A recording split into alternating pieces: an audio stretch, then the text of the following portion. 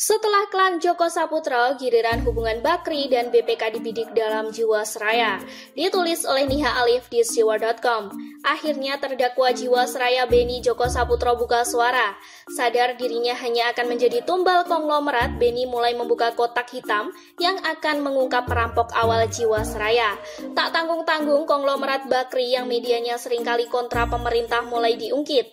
Belum selesai masalah Lapindo, kini dihantam Jiwasraya. Seperti dilansir bisnis.com, menurut penuturan Direktur Utama PT Hanson International Tbk itu, PT Asuransi Jiwasraya pernah berinvestasi ke emiten-emiten grup Bakri. Paling besar grup Bakri di swasta menurut informasi pada tahun 2006, saat grup Bakri itu sahamnya lagi tinggi-tingginya, sekarang semua nilainya 50. Info yang saya dapat dari 2008 itu ruginya sudah 6,7 triliun. Mereka pakai uang berbunga karena nggak di-drop pemerintah.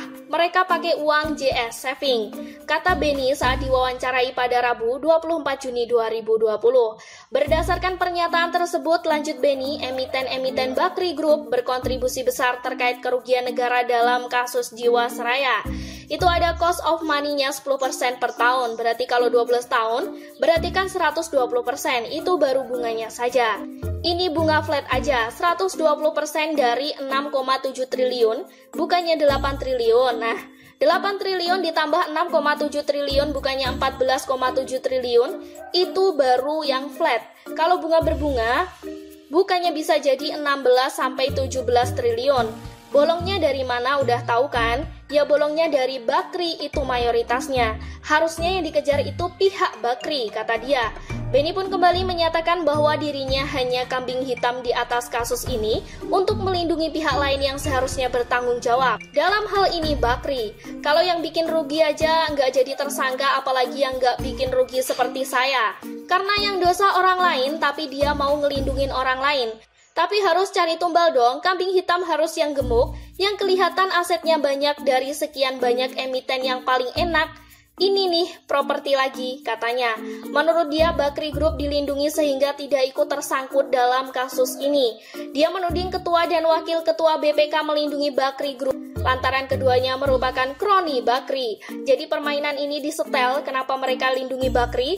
Kenapa nyari tumbal orang lain? Yang sialnya karena di saya, kenapa harus dilindungi Bakri? Karena ketua dan wakil ketua BPK itu kroni Bakri, ujarnya. Sebelumnya Tempo juga merinci grup Bakri yang kecipratan dana segar dari Jiwasraya. Seperti dilansir Tempo.com, berdasarkan pemeriksaan yang sama, saham Jiwasraya yang dibenamkan lewat repo saham kelompok usaha Bakri mencapai lebih dari 3 triliun. Adapun kelompok Bakri disebut-sebut tidak pernah menembus repo. Saham-saham Jiwasraya itu tersimpan di Pancadria Dana Saham Bertumbuh, Pan Arcadia Saham Syariah, Pinnacle Dana Prima Pol Advista Kapita Optima, Pol Advista Kapital Syariah, dan Trusur Fund Supermaxi. Data rincian investasi yang diterima Tempo menampilkan bahwa pada Desember 2019, Pinnacle Dana Prima merupakan salah satu saham yang dikoleksi Jiwasraya dengan nilai perolehan 1.817 triliun. Adapun berdasarkan dokumen yang sama, RDBT itu juga menggenggam saham lain yang terafiliasi dengan grup Bakri. Di antaranya PT Bumi Resort Misel Tbk, PT Bakri Telekom Tbk, PT Bumi Resort Tbk, PT Dara Henwa Tbk. Selain itu PT Bakri Sumatera Platatians Tbk, PT Bakri Kapitalik Investment, PT Visi Media Asia. Ternyata kasus Bakri di Jiwasraya menjadi sangat terang saat ini seterang kasusnya di Lapindo yang tak kunjung bayar hutang. Makanya jangan heran kalau media-media milik Bakri seperti TV One, program ILC hingga media Viva seringkali kontra kebijakan pemerintah.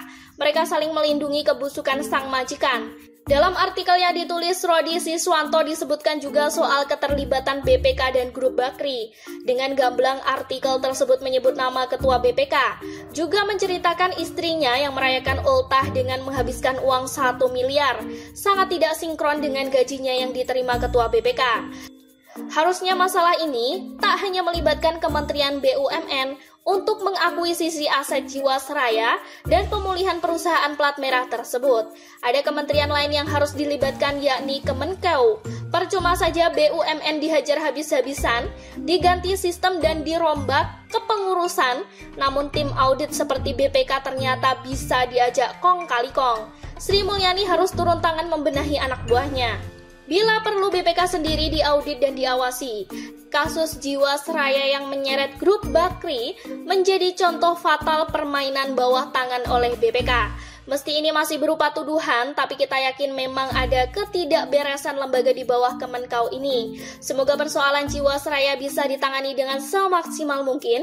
Jangan sampai kasusnya mandek seperti di Rut Garuda yang hingga kini bebas setelah melakukan penyelundupan. Waktunya pemerintah Jokowi merevolusi jajaran-jajaran di bawahnya, terutama lembaga Bea Cukai dan BPK yang kini tengah mendapat sorotan. Sekian dulu berita hari ini, jangan lupa di like, komen, dan subscribe agar Anda tidak ketinggalan informasi menarik dan terupdate lainnya dari channel